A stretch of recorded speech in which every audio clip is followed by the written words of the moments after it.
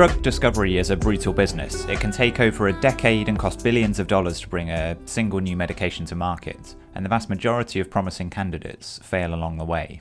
We run countless experiments in the lab, but the leap from the petri dish to the patient is a chasm of complexity. So what if we could make that leap a little smaller? What if you could run 1 million virtual experiments on your laptop before ever picking up a pipette? This is the ambition behind a landmark new paper from a team at Yale and Google. They've developed a system that effectively teaches a powerful large language model, the same kind of AI that powers tools like ChatGPT, to understand the language of cells.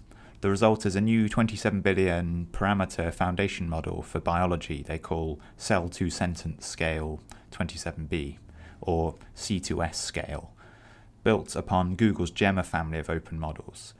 The idea itself is relatively simple. The researchers take an incredibly complex data from single-cell RNA sequencing and translate it into a sort of cell sentence. Instead of a spreadsheet of numbers, the AI sees a ranked list of the most active genes in that cell. By doing this, they've turned the biology into a language that these incredibly powerful models can read, interpret, and even write. By training on a vast library of over 57 million cell sentences and biological texts, the C2S scale has learned to perform a whole range of complex tasks with high accuracy. It can predict a cell's type, generate a virtual cell with specific characteristics, and even predict how a cell will respond to a drug. Importantly, it outperforms both highly specialized older AI models and general-purpose LLMs that haven't had this specialist biological training. But here's how the finding that truly demonstrates a potential new era for AI for science. The team used this model to perform a virtual screen for a very specific and sophisticated goal. A major challenge in cancer immunotherapy is that many tumours are cold, invisible to the body's immune system, and a key strategy to make them hot is to force them to display immune-triggering signals through a process called antigen presentation. The researchers here tasked C2S scale with finding a conditional amplifier, or a drug that would boost the immune signal only in a specific environment where low levels of a signaling protein called interferon were already present, but not enough to be effective on their own.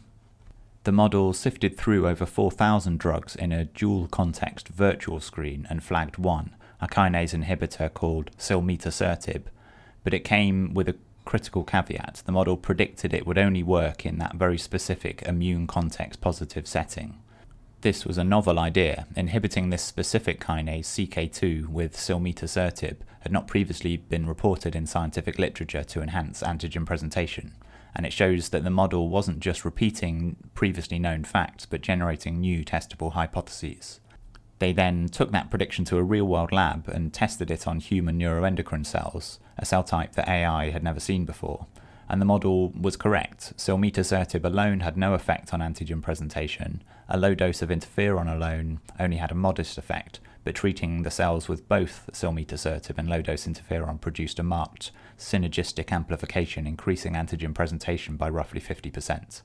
This isn't just a pattern matching exercise. This was an AI generating a novel, testable, and now experimentally validated biological discovery.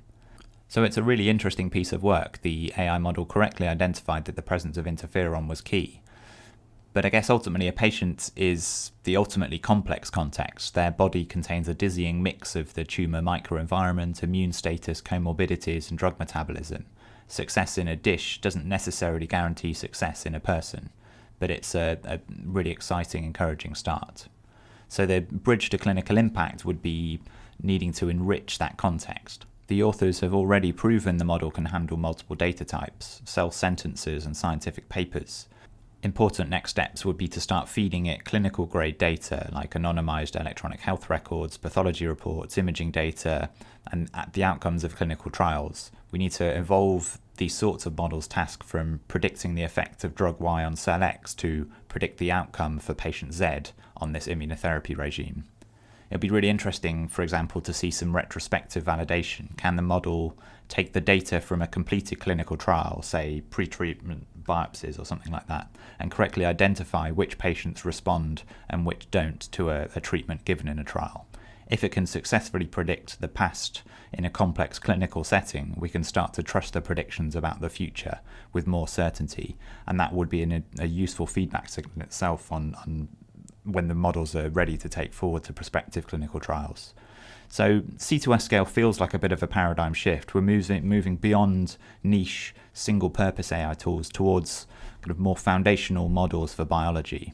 It's still very much a research platform, not a clinical tool, but for the first time the path from the lab to the clinic for a system this powerful is not just imaginable.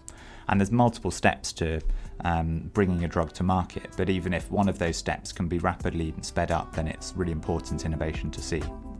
So by teaching an AI the language of the cell, we could in the near future make biological discovery a truly conversational process.